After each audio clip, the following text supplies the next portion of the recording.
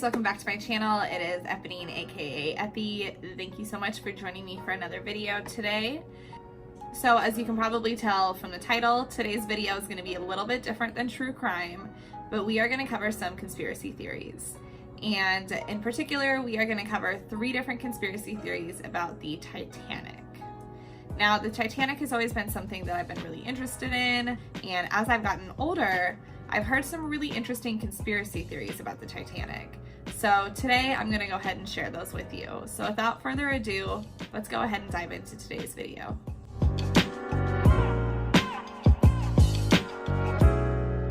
So the first theory that we are going to talk about today is the theory that the Titanic never actually sunk. And now I know you're probably going to be like, Epi, what are you talking about? Obviously it sunk, all those people died, but hang with me for a second, okay? So this theory states that a ship did in fact sink on that night and that a lot of people did die, but it states that before the disaster happened, the Titanic was swapped out for a sister ship, the Olympic.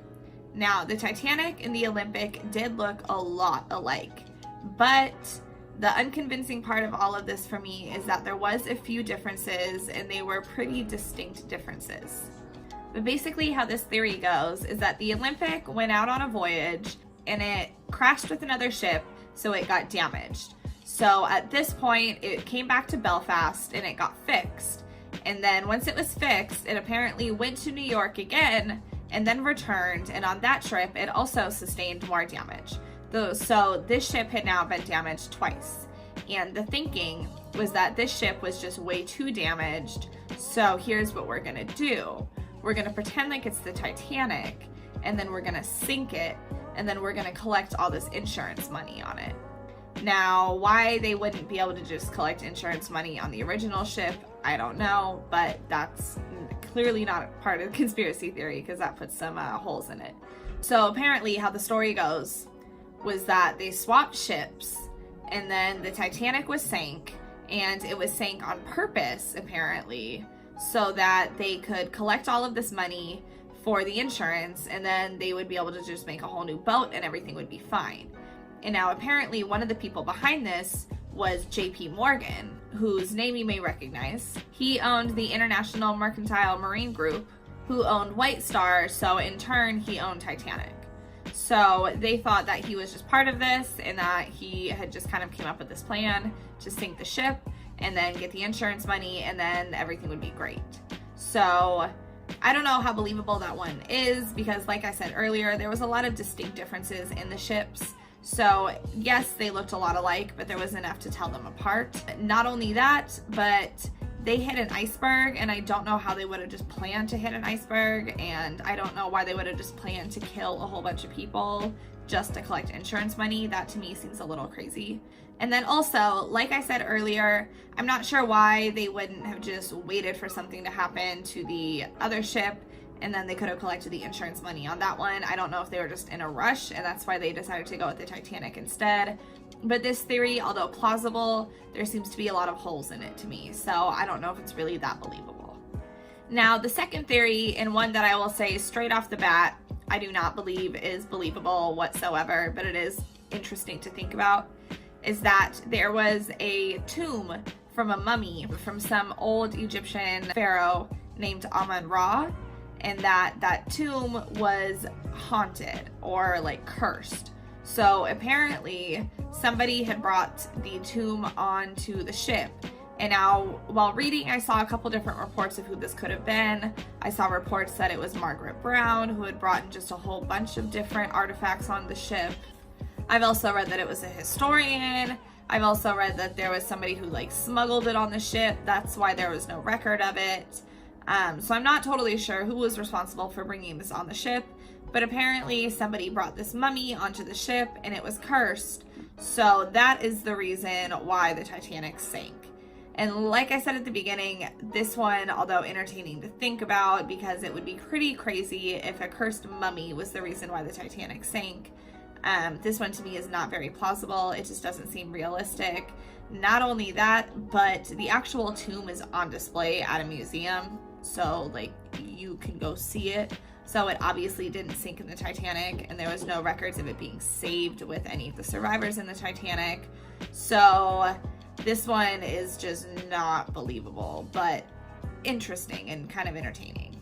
And now the third and last conspiracy theory that we are going to talk about involving the Titanic is that JP Morgan, who we talked about earlier, actually had this ship sank on purpose so that he could kill 3 of his rivals in the process. Now, the whole theory goes is that JP Morgan was trying to get the Federal Reserve started, and that there was 3 men who were kind of getting in his way because they were opposing it. And those men were Jacob Astor, Isidor Straus, and Benjamin Guggenheim. Now, these 3 men apparently were all aboard the Titanic, and all of them died. And the theory goes that JP Morgan wanted them killed so that he could go ahead and continue with the Federal Reserve.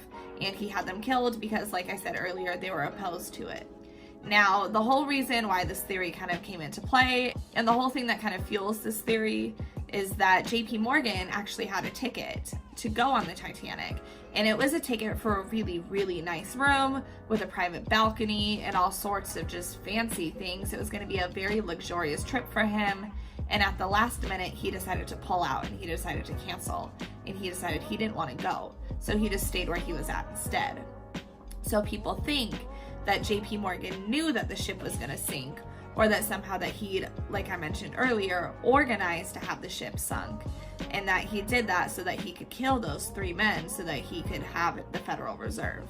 Now, while this one, okay, maybe seems kind of plausible, there is actually no records of these men being opposed to the Federal Reserve.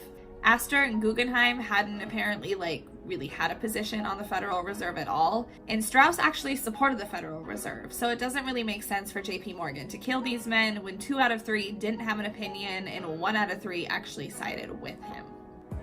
Now, there's some alternative versions of this theory, one of which states that the Rothschild family was behind all of this, and they're another name who you probably recognize. They're another big family who's known in the banking world.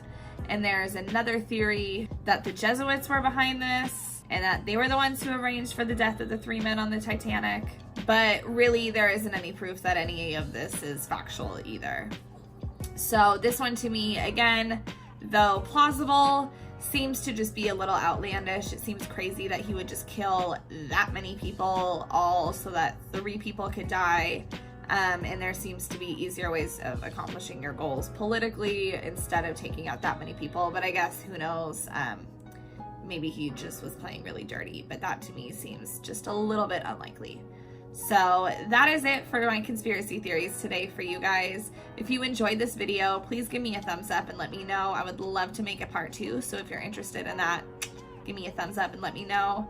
And please subscribe to this channel if you are interested in content like this. I will be making more of it in the future. And hit that little bell notification so you know when all of my new videos come up. So yeah, that is it. Thank you so much for hanging out with me, and thank you so much for giving me a little bit of your time today. I really, really, really do appreciate it. And until next time, I love you all very much, and we will touch base soon. Bye.